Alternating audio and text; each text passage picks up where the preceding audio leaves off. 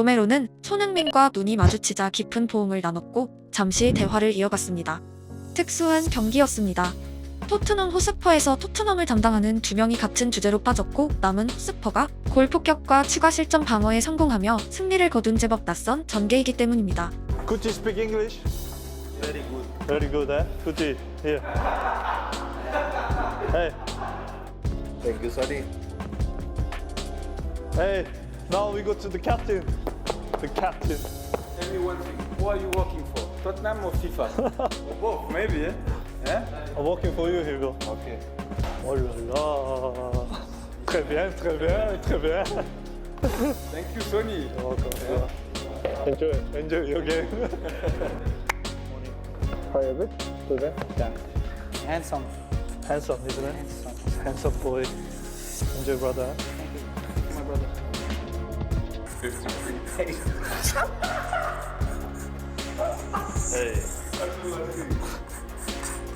It's embarrassing. Whoa, I'm hating. Good morning, yeah. Dribbling 80. Oh la la.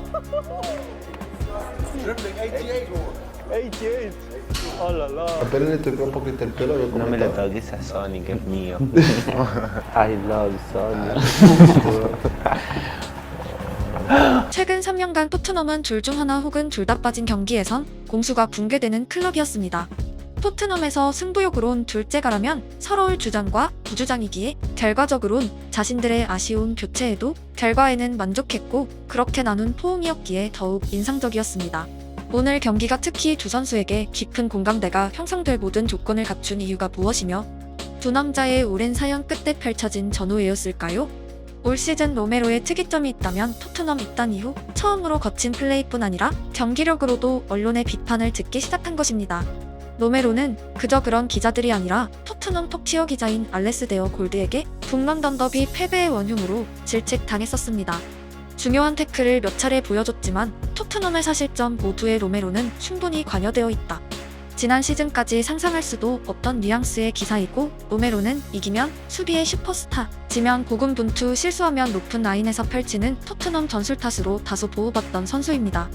다만 레드카드의 경우에만 런던 언론들은 일제히 또 라는 기사들로 그의 거친 플레이를 도마에 올리곤 했습니다. 오늘 부상 장면의 태클 또한 변명의 여지가 없이 상대 선수에게 미안할 정도로 최악의 태클이 맞습니다. 까다로운 영국 언론이 로메로의 경기력만큼은 쉽게 다루기 힘들었던 이유는 세리에아 올해의 수비수란 위협, 월드컵 챔피언의 주전 센터백이란 웅장한 타이틀, 메시 피셜 세계 최고 수비수의 공인 등 다양한 배경도 있겠지만 결국 그가 없는 토트넘은 붕괴이기 때문입니다. 지난 시즌 첼시전 이후 내리막길에서 로메로가 빠진 토트넘이 어떻게 되는지는 사무치게 증명되었고 명함없이 한 경기만 지켜봐도 그는 토트넘 수비의 주자룡이 맞습니다. 특히 벨기에 주오라는 PL 최강의 센터라인이 리그 최저 실점을 기록했던 화려했던 시대를 뒤로하고 다이어의 포변과 산체스의 부진 이후 닥쳤던 잠시의 암흑기에 나타난 구세주이기도 했습니다. 벨기에 주오 다음 시대가 산다쿤비라는 데뷔는 너무도 뚜렷했습니다. 많은 사람들이 잊고 있지만 로메로가 토트넘으로 영입되었을 때 왜 20대에 불과한 세리에아 올해의 수비수가 6년 계약을 맺었는지 의아했습니다. 레비가 도대체 어떻게 그 계약서에 도장을 찍게 만들었는지 미스터리였고 대체로 레바민을 마음에 품고 있는 20대 슈퍼스타들이 6년 계약을 맺는 경우는 4대 리그에서 희소합니다. 어머니와 와이프에게 깊은 애정을 보이는 마마보이에겐 안정감이 가장 필요했다는 후기가 현재론 중론이고 토트넘은 그저 횡재했습니다. 로메로의 당시 이적료는 존슨보다도 낮은 약 770억이고 지금 그를 품기 위해서 빅클럽들은 최소 1000억, 레비 설득을 위해선 이라는 앞자리도 가능합니다. 그바르디올이 라이프치히에서 맨시티로 가며 발생한 이적료가 1340억이었고 월드컵에서 활약했던 당시의 그바르디올보다 이탈리아의 로메로가 더 증명된 센터백으로 보여집니다. 결국 상업적으로도 로메로는 얀베르토먼 이후 토트넘 최고의 센터백이 분명하고 미래에 그의 이적료로 벌어들일 돈을 생각하면 공짜로 쓰고 있다 말해도 어색하지 않기에 토트넘 담당 언론은 그에게 호의적일 수밖에 없는 모든 조건이 성립되어 있습니다. 알레스데어 골드 기자가 로메로를 비판했던 날은 공교롭게도 A매치를 뛰고 복귀하는 로메로의 전세기를 준비하지 않은 토트넘을 비판한 남미 기자의 글을 로메로가 리트윗했다가 논란이 일자 삭제했던 그 날이었습니다. 토트넘 담당 기자들은 당연히 토트넘 선수들에게 호의적이었지만 선수가 클럽에 칼을 드는 모양새가 나타나자 곧바로 토트넘을 보호하는 흐름으로 연결된 것입니다. 팀보다 위대한 선수는 없다는 축구의 격언이 경기장 밖에서 펼쳐진 장면이기도 합니다.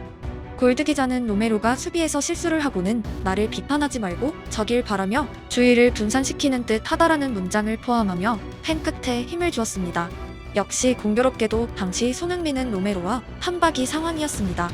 앞선 토트넘 경기들의 전부 풀타임 출전, 한국의 월드컵 3차 예선에도 빠짐없이 풀타임, 이어서 북런던 더비까지 이어진 강행군 끝에 패배했고 로메로와 손흥민은 둘 다 남미와 중동, 아시아라는 기나긴 여정을 일반 비행기로 이동해야 했습니다. 토트넘은 구단 자체의 전용기를 보유하고 있습니다. 주전 전부의 전용기를 마련하는 것은 불가능하지만 거리가 먼 선수들에게 클럽 비행기를 내어주는 것은 크게 보면 손해는 아닙니다. 손흥민이 팔고 있는 한 달 유니폼 수익만으로도 왕복 유류비에 항공팀 직원들 주급을 다 주고도 남습니다. 지난 시즌 2명의 활약으로 유로파리그에나마 진출해서 벌어들일 중계권과 광고 수익으론 보잉 737-800한 대를 살 수 있습니다. 오히려 로메로와 손흥민 같은 선수들이 머나먼 원정길에서 몸에 데미지가 쌓이고 부상으로 이어진다면 클럽은 더 큰 악재를 만나게 될 것이기에 아르헨티나 기자가 토트넘을 겨냥했던 이유입니다. 실제로 북런던 더비에서 2명 모두 몸이 무거웠고 특히 손흥민은 이후 햄스트링 부상으로 현역 데뷔 후 근육 문제로는 가장 긴 회복기에 들어갔었습니다. 손흥민이 우리는 로봇이 아니다고 말했던 인상적인 인터뷰에서 남긴 말이 있습니다. 중요한 것은 경기뿐 아니라 이를 위한 이동, 준비 과정도 있다는 것이다. 심신이 준비되지 않은 상태에서는 부상 위험에 노출될 수 있다. 이건 불공평하다.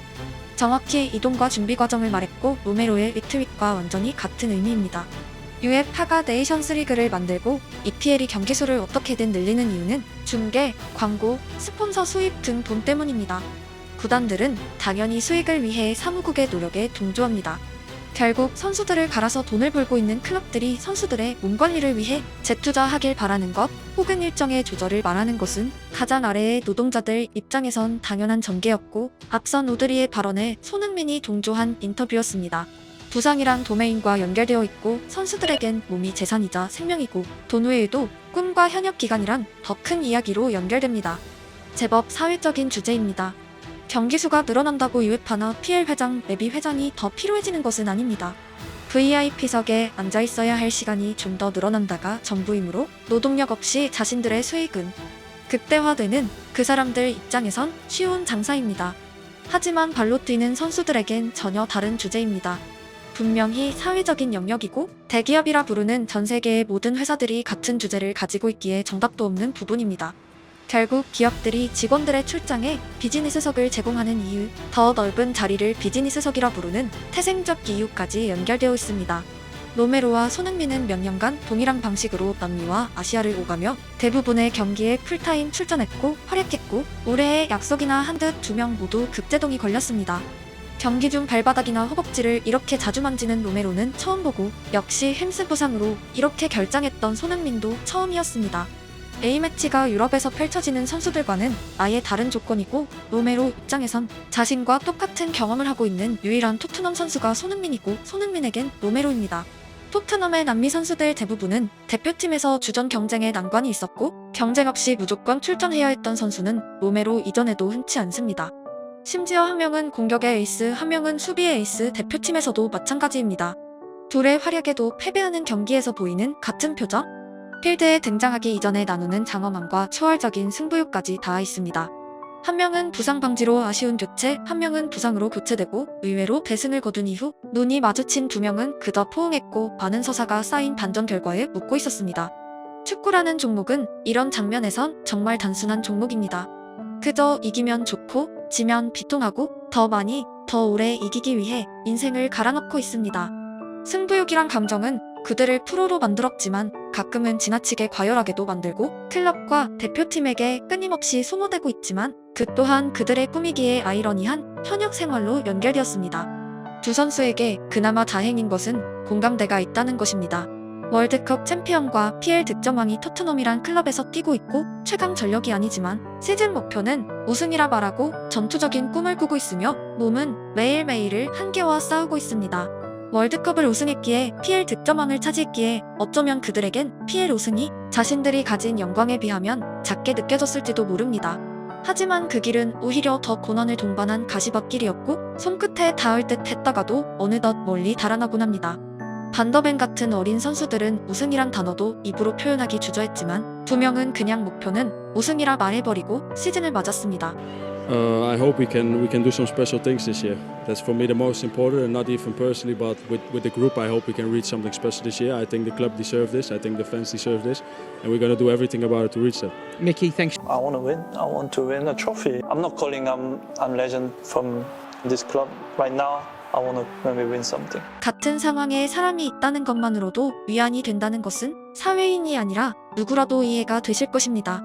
나만 겪은 아픔만큼 힘든 일은 세상에 없습니다. 함께 나눌 수 있기에 말없이 눈만 마주쳐도 서로 이해할 수 있기에 누릴 수 있는 위안은 절절하게 존재합니다. 둘이 언제까지 토트넘에서 함께 할지는 아무도 알 수 없습니다. 계약서에 막바지로 흐르고 있고 다음 역은 미정입니다. 하지만 두 명의 목적지만은 영원히 동일합니다. 바로 골인이란 지점입니다.